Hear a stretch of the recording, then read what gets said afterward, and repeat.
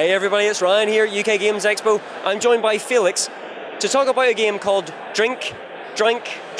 Did I get that right? Yes, that's right, yeah. Fantastic. What can you tell us about Drink, Drunk? Right, so it's a drinking game, as you may have guessed. But we wanted to make a drinking game which isn't just about getting wasted, it's more about like the fun social aspects of it. And so it took us a while to get done. It's 200 cards in total. You can play from 3 players to 20 players we've played before. And basically it's really simple. You shuffle them all together and you take turns drawing a card. You are already knocking stuff over around here. What's in that canteen? That's rum over there. It's just tea. I don't believe that. I don't believe that for a second. Anyway, so it's really simple. You just take a card and do what it says.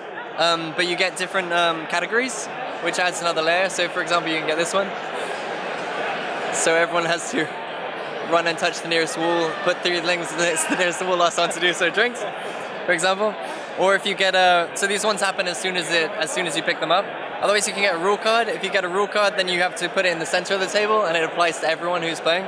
So you get things like Hobby Horse, where everyone has to ride invisible horses every time they go somewhere. So you can have a maximum of 2 of those in play at the same time.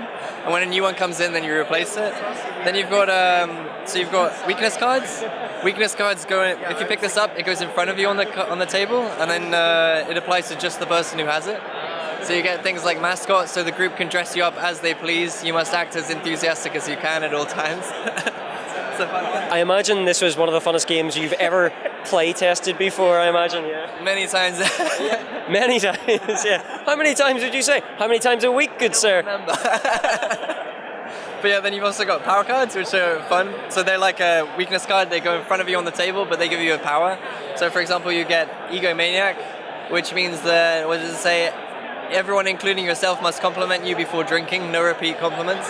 That's my favorite card so far. I like that one, yeah. It's a fun one. And then lastly, you've got special cards. So special cards, if you pick this up, you can keep it secret and use it whenever you want.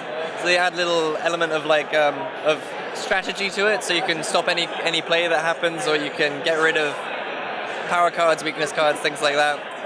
Or you can slip this into someone's hand and make them drink, things like that.